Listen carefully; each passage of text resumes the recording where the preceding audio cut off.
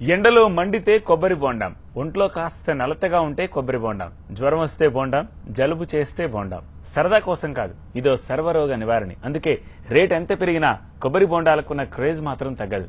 కానీ ఇక్కడే ఓ విషయం గుర్తుంచుకోవాలి. బోండాం తాగితే రోగాలు తగ్గుతాయన్నది పాత మ్యాటర్. కొత్త విషయం ఏమిటంటే రోగాలు రావచ్చు కూడా.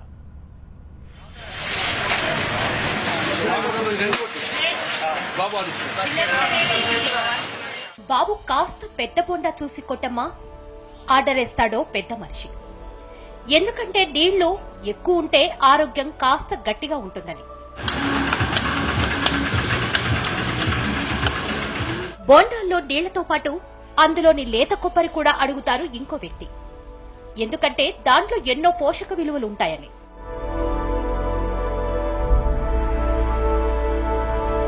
కూల్ డ్రింక్స్ లో కెమికల్స్ కలుపుతున్నారని వార్తలు వచ్చిన నాటి నుంచి చాలా మంది వాటిని వదిలేసి ప్రకృతి సిద్ధమైన కొబ్బరి నీళ్ల వైపే మొగ్గు చూపుతున్నారు. ఒంట్లో కాస్త నలతగా ఉంటే చాలు బోండాం బద్దలవుతోంది. ఎందుకంటే ఇది తాగడానికి డాక్టర్ ప్రిస్క్రిప్షన్ అవసరం లేదు. కాస్తంత హెల్త్ కాన్షియస్ ఉంటే చాలు. సృష్టిలో కల్తీ అవ్వని పదార్థం ఏదైనా ఉందంటే కొబ్బరి బోండం అంటారు. అందుకే దేవుడికి కూడా టెంకాయనే సమర్పిస్తారు. కానీ ఇదంతా ఉత్తి మాట. ఇప్పుడు బోండం కూడా కల్తీ అవుతోంది. రోగం తగ్గడానికి తాగే బోండంతో కొత్త రోగాలు దాపురించే కాలం వచ్చేసింది.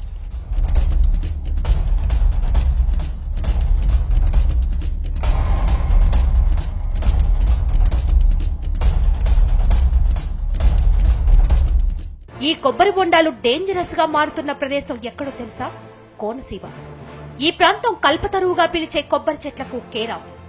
ఇంటికి 4 చెట్లు, కుటుంబానికో తోట కోనసీమ ప్రత్యేకత. అందుకే ఇక్కడి నుంచి నిత్యం లక్షల్లో కొబ్బరి బొండాలు ఎగుమతవుతూ ఉంటాయి. ఏటా కోట్లల్లో టర్నోవర్ ఉంటుంది.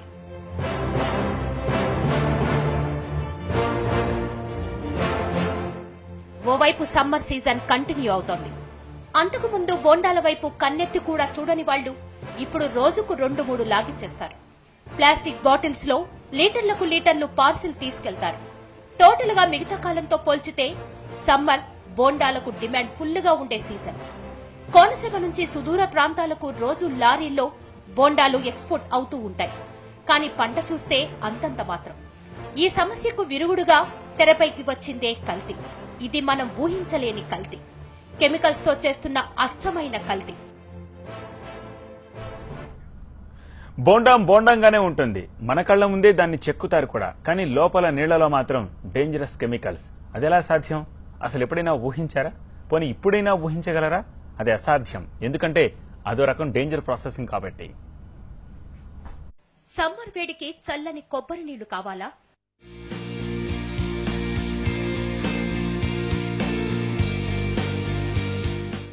మన కళ్ల ముందే చెక్కిన బోండంలో కల్తీ లేందని ఫిక్స్ అయ్యారా?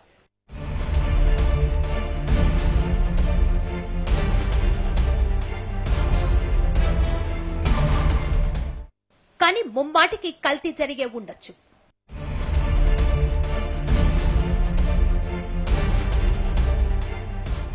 దాన్ని గుర్తించడం అసాధ్యం.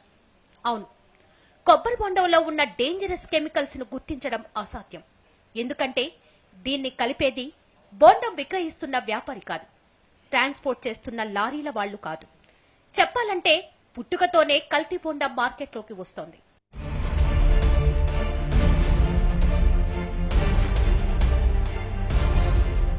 బోండంలో కొబ్బరి నీళ్లుండాలి గాని కెమికల్స్ ఎందుకుంటాయి అన్న అనుమానం రావచ్చు. కానీ అది సాధ్యమే. ఇదిగో ఇక్కడ చూడండి. ఇదే కొబ్బరి బోండాను డేంజరస్ గా మార్చే ప్రక్రియ.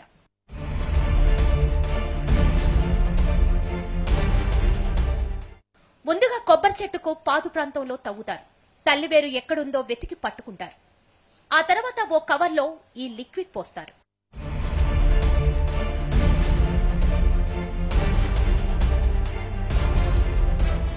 ఆ కవర్లో లిక్విడ్ కొబ్బరి చెట్టుతో బలవంతంగా తాగిస్తారు. ఇదిగో ఇలా.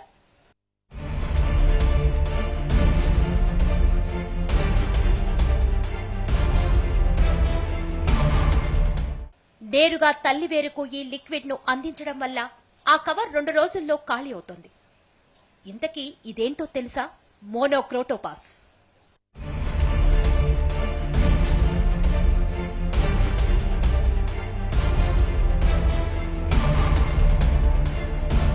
మా ప్రాంతంలో కొబ్బరి చెట్లకు నల్లి తెగులు, ఆకు తెగులు అనేక సమస్యలకి చాలా ఇబ్బంది పడుతున్నాం రైతులు. అలాగే వ్యవసాయం డిపార్ట్మెంట్ వారు అడగగా వాళ్ళు మోనోక్రోటోఫాస్ అలాగే వాటర్ 10 ml మోనోక్రోటోఫాస్ కొంచెం వాటర్ కలిపి కవర్లో వేసి తల్లివేరు కట్టినట్లయితే సమస్య పోతుందని చెప్పారు. అలాగే మేము ప్రాంతం అంతా అలాగే వాడుతున్నాం. ఇవాళ నల్లి తెగులు, ఆకు తెగులు చాలా మటుకి తగ్గింది. చెట్లకు చీడ, పిందె రాలిపోవడం వంటి సమస్యల నుంచి బయటపడటానికి ఈ పద్ధతిని అనుసరిస్తామంటున్నారు రైతులు. కానీ అసలు ఆ సీన్ వేరు. ఇలా మోనోక్రోటోపాస్ ను చెట్టుకు సమృద్ధిగా అందించడం వల్ల చిన్న పిందె కూడా 10 రోజుల్లో బోండంగా మారి కోతకు సిద్ధమవుతోంది. అంటే పిందె రావడం వరకే చెట్టు ఇష్టం. ఆ తర్వాత అదెప్పుడు బోండం కావాలన్నది మాత్రం రైతుల ఇష్టం.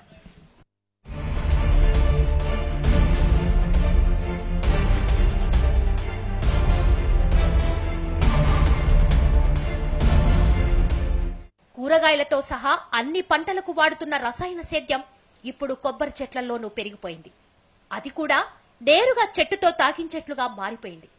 వాస్తవానికి చెట్టుకు ఇలా పెస్టిసైడ్స్ పట్టిన తర్వాత 40 రోజుల వరకు కాయలు కోయకూడదు. ఎందుకంటే ఈలోపు వాటిల్లో ఉన్న విషం పాళ్లు అంతరించిపోతుంది.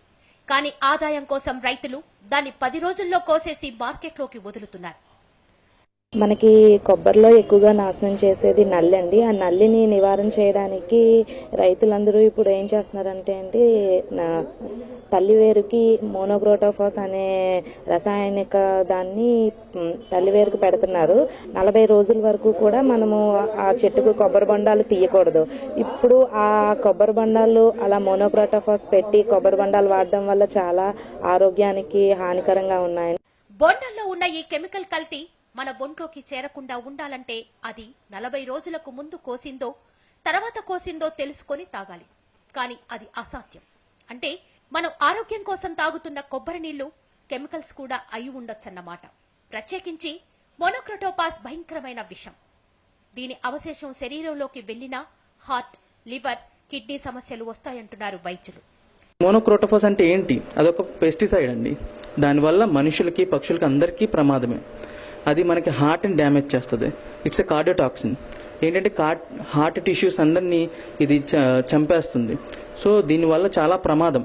మనకు తెలీదు ఇది 40 రోజుల తర్వాత వచ్చిన బొండమా, ముందు వచ్చిన బొండమా. సో ఇది మనకు నివారించడానికి ఏ కొలతలు లేవు. సో బొండాలు అమ్ముతున్నారు, తాగేస్తున్నాము, వ్యాధి పడుతున్నాం. ఈ విషయం బయట ప్రపంచానికి పెద్దగా తెలియదు. కానీ స్థానిక వినియోగదారులకు మాత్రం మ్యాటర్ నిత్యం కళ్ల ముందే ఉంటుంది.